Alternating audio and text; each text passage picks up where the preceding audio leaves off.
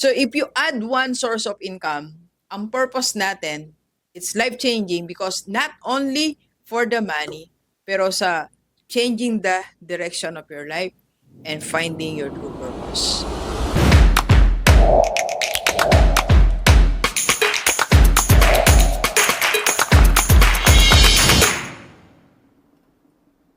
Okay, Gilibers, pag-usapan natin lahat ng mga nananahimik na 50 years old.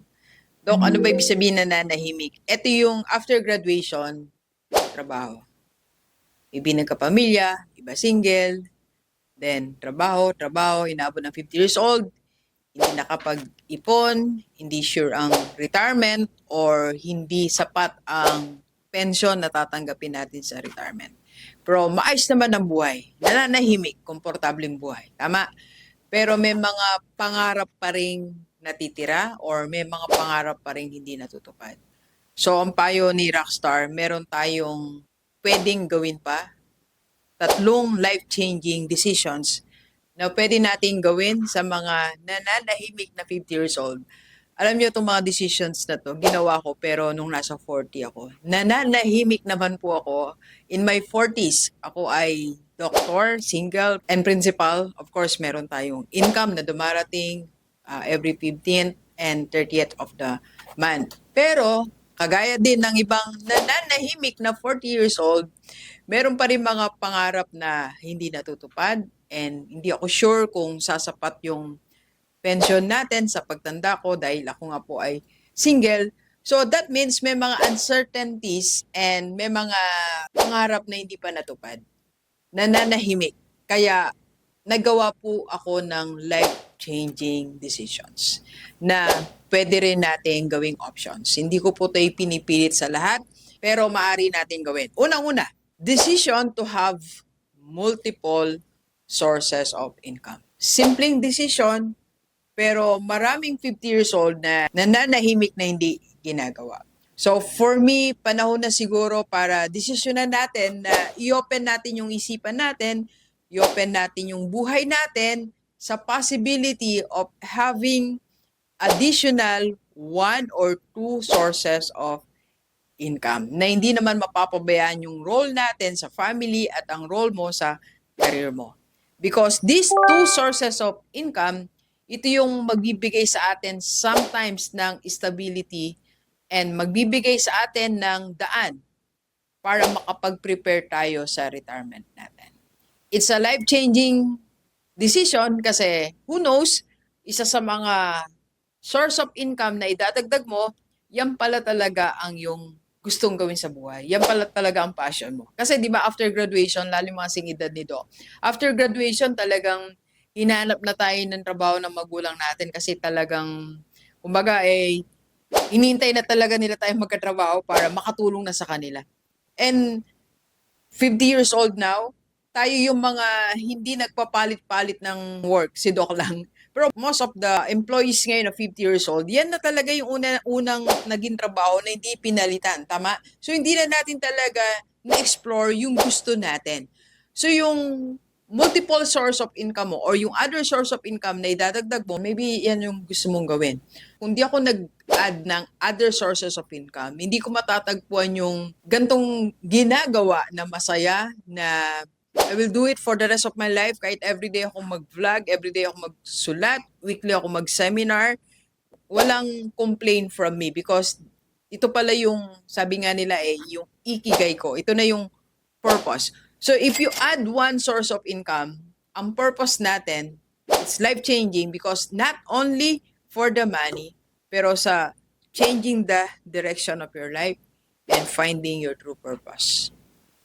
Alright? So second life-changing decision na pwede nating gawin is try to change to becoming a learner or try to learn than to be entertained.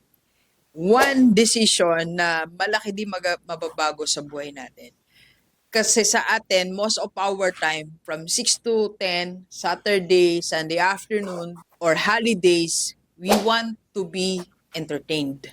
Kaya nga tayo nagsasubscribe sa Netflix, kaya tayo nanonood ng movie, kaya tayo nakikipagkwentuhan sa mga old friends natin because we want to be entertained.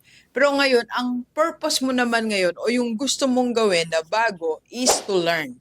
Yan ang life-changing motive na pwede mong gawin in your journey at age 50. So magpapalit ka ngayon ng gagawin mo. So instead of watching ng 8 hours a day, magbabasa ka ngayon, magsusulat ka.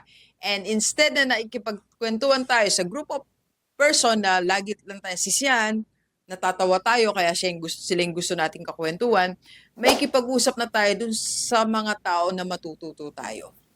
And from this activity or from this transition from being entertained to being educated, dito natin makikita or madidiscover yung new things na pwede nating magawa. Pwede, yung number one na sinabi ko, yung other source of income, dito natin madidiscover.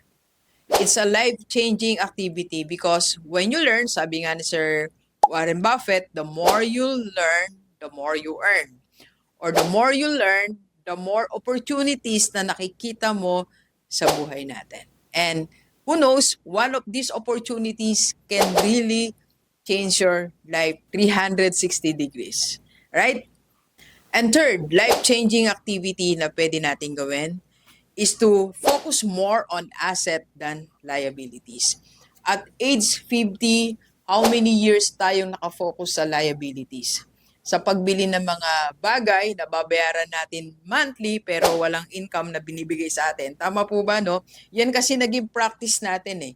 Yan ang naging gawain natin. Yan ang naging kultura natin mula nung magkatrabaho tayo. Pagkasweldo, pagka-bonus, pupunta tayo sa mga bilihan.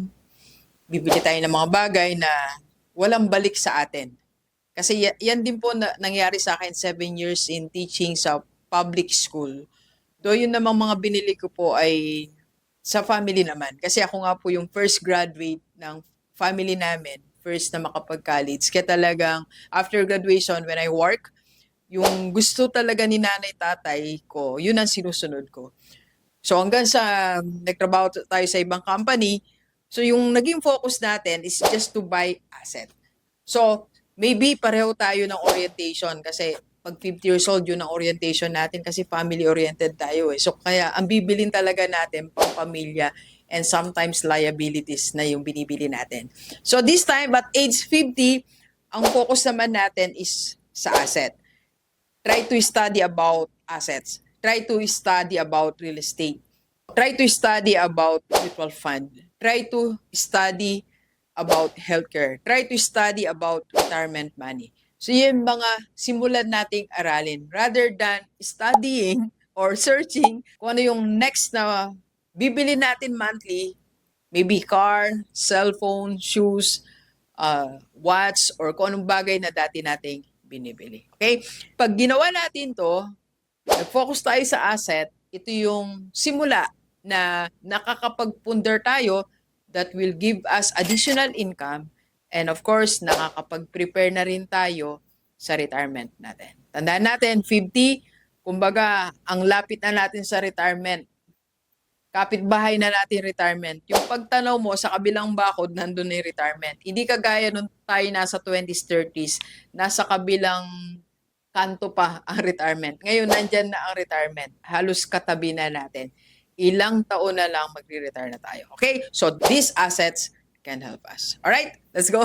Kape po tayo. Gilivers, kape po.